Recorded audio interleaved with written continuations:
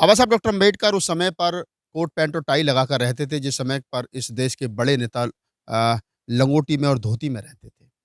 इसका सबसे बड़ा कारण सिर्फ़ यही था कि डॉक्टर अम्बेडकर अपने समाज को ये बताना चाहते थे कि आप अब एक समय भूखे रहना, आपके पास खाने के लिए कुछ हो ना हो, लेकिन आप अपने बच्चों को शिक्षित करना और आप औरों से देखने में अच्छे लगने चाहिए। आपका पहनावा अच्छा होना चाहिए, कोई आपके पहनावे के कारण आपसे घृणा ना करे, आपका खान-पीन साफ़ होना चाहिए और आपका रहन-सहन साफ़ होना चाहिए। इस बात को जब इस देश के, इस मुल्क के नौजवानों ने अपनाना शुरू किया, तो कुछ लोगों के पेट में दर्द होना शुरू हो गया। जैसे कि आप देखेंगे कि आज से 20 साल पहले, 10 साल पहले किसी गाड़ी पर, किसी बस पर, किसी ट्रक पर, किसी फ़ोर व्हीलर पर लिखा मिलता था, जिद्दी जाट, यादव का छोरा, छोरा गुर्जर का, जातियाँ लिखी मिलती थीं। लेकिन आज जब दलित समाज के पास में गाड़ियाँ आईं, तो उन्होंने लिखना शुरू कर दिया, छोरा चमार का, छोरा जाटव का, छोरा वाल्मीकि का।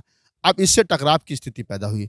आज से 20 साल पहले, 10 साल पहले हमारे लोग मूँछ रखने में कतराते थे, बहुत कम लोग रखते थे। लेकिन आज के समय पर, आज के नौजवान ने जब मूँछ रखना शुरू की, तो लोगों के पेट में दर्द हुआ। लोगों ने घोड़ियों पर चढ़ना शुरू किया, तो पेट में दर्द हुआ। लोगों ने मान-सम्मान से जीना सीखा, डॉक्टर अम्बेडकर की इस बात को माना, तो लोगों के पेट में दर्द हुआ। इसी प्रकार का मामला पाली, राजस्थान से हमारे बीच में आया है, जहाँ एक दलित नौजवान मान-सम्मान से जीता था, कहता था कि मैं अमीर तो नहीं हूँ, लेकिन रॉयल हूँ। यानी कि मैं मान-सम्मान से जीना चाहता हूँ। मूंछ रखता था, ब्रांडेड कपड़े पहनता था, ब्रांडेड जूते पहनता था।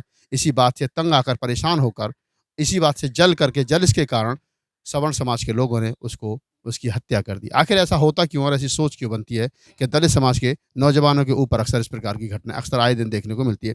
हमारे साथ भदंत करुणाकरण महाथेरा जी हैं, उनसे बातचीत करेंगे इस मामले पर, उनका क्या कहना है, ख़ास तौर से उस नौजवान के परिवार से, उस इलाके के लोगों से, क्योंकि देश में बहुत ज़्यादा रोष है। बनते जी, पूरे मामले पर क्या कहना है आपका?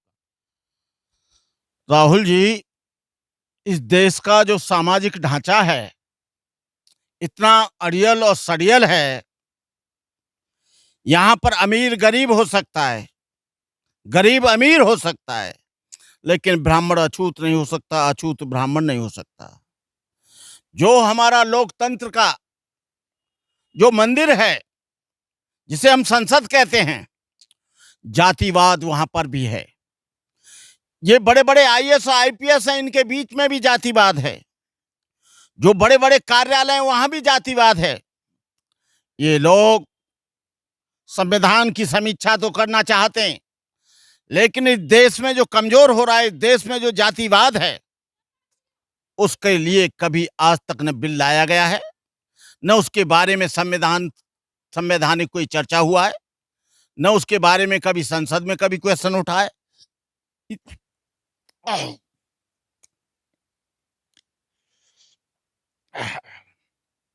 ये जातिवाद इतना भयंकर है,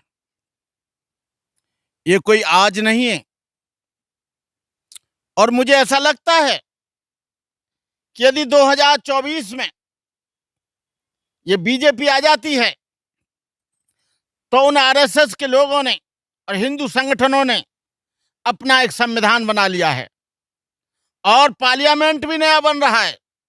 और 2024 की ये तैयारी है कि 2024 में नए पार्लियामेंट में नया संविधान लागू होगा और संविधान बनकर तैयार है।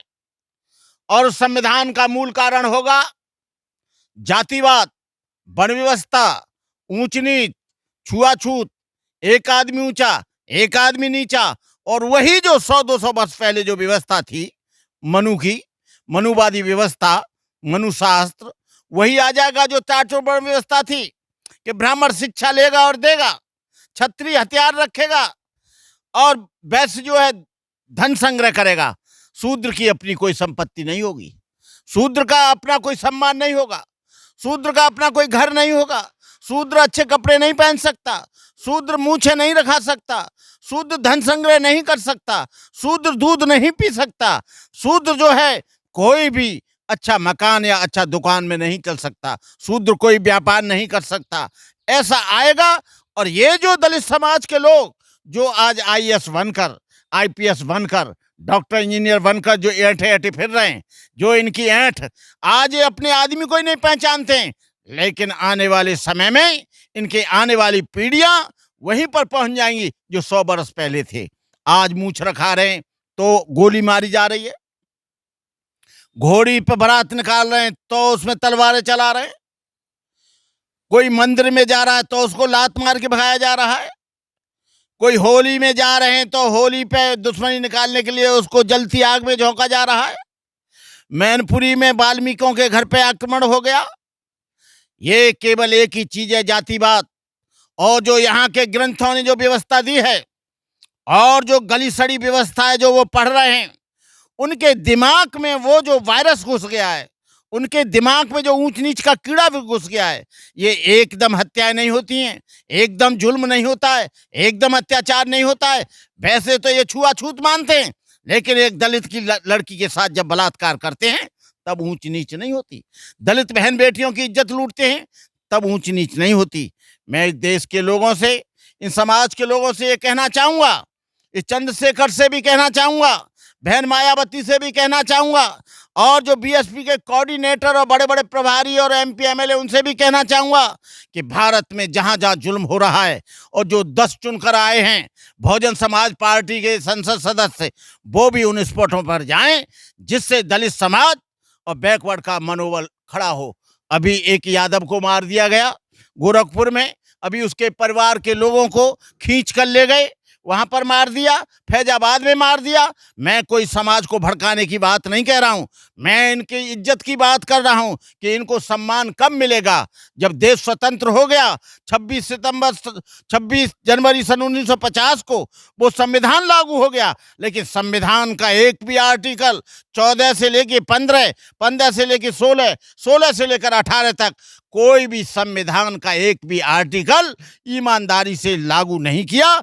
यदि ईमानदारी से उसे लागू किया जाए तो ये सब लोग जो जुल्म करें इनकी फांसी होगी, ये आजीवन इनका कारावास होगा, जीवन भर ये जेलों में सड़ जाएंगे। लेकिन उसका पालन नहीं किया जाता है। आदमी हमारा मारा जाता है, बलात्कार हमारी बहनों के साथ होता है, लेकिन हमारा समाज जब वहां एफआईआर कराने जाता है तो वहां पर भी वही व्यक्ति बैठा है, एसपी भी वही बैठा है, इंस्पेक्टर भी वही बैठा है। हमारे लोगों की कोई भी वो एफआईआर लॉज नहीं होती है।